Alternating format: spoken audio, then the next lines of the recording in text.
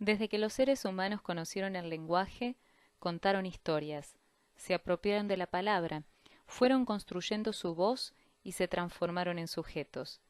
Desde hace miles de años las comunidades construyen su identidad y la transmiten a través de los relatos orales. La narración oral es una forma de establecer vínculos con el otro, no solo a través de la palabra, sino de la escucha y de los silencios. La narración oral en el aula no solo persigue el objeto de enseñar a los chicos a disfrutar de la literatura y formar futuros lectores.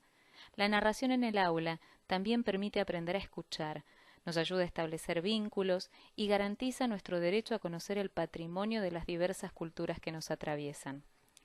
Narrar historias en el aula supone un proceso de preparación y planificación de actividades. Estas son algunas sugerencias para que las docentes podamos abordar ese proceso. 1. Debemos seleccionar una historia. Los criterios de selección pueden ser varios. Su valor literario, por ejemplo, el uso de un lenguaje rico en metáforas, comparaciones, personificaciones, juegos de sonido, humor o uso del absurdo. El abordaje crítico de estereotipos o problemáticas vinculadas a los ejes temáticos de nuestro programa. Su aporte a la diversidad cultural. 2.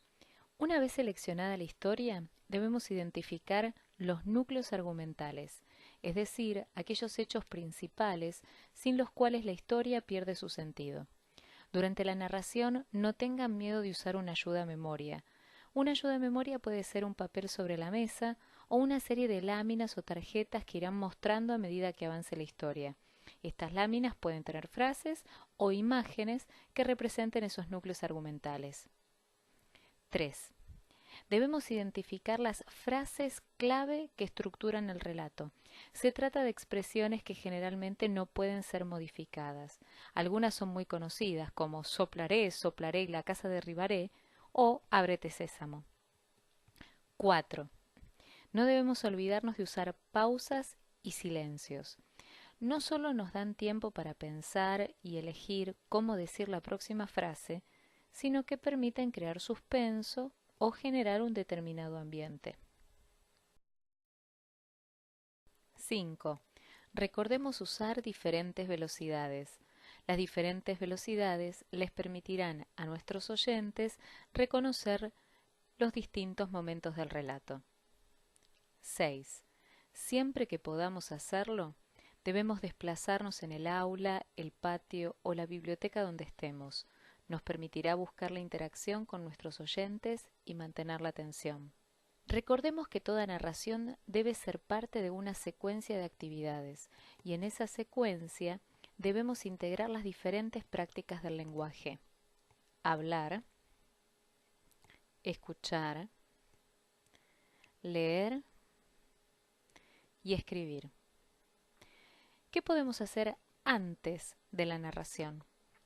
Debemos ayudar a los chicos a establecer vínculos con saberes previos y a construir hipótesis de lectura sobre el texto que narraremos.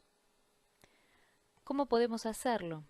A través de preguntas, imágenes, frases o nombres de personajes de nuestra historia, entre muchas otras actividades. ¿Qué podemos hacer después de la narración? Podemos ayudar a los chicos a renarrar la historia que escucharon, a reflexionar sobre el lenguaje literario. Como dijimos, podemos trabajar sobre el texto narrado a partir de sus metáforas, comparaciones, personificaciones, juegos de sonidos, humor o el uso del absurdo. También podemos ayudar a los chicos a narrar o escribir nuevas historias apropiándose de ese lenguaje literario. Estas producciones podrán realizarse con soportes tradicionales o a través de las nuevas tecnologías.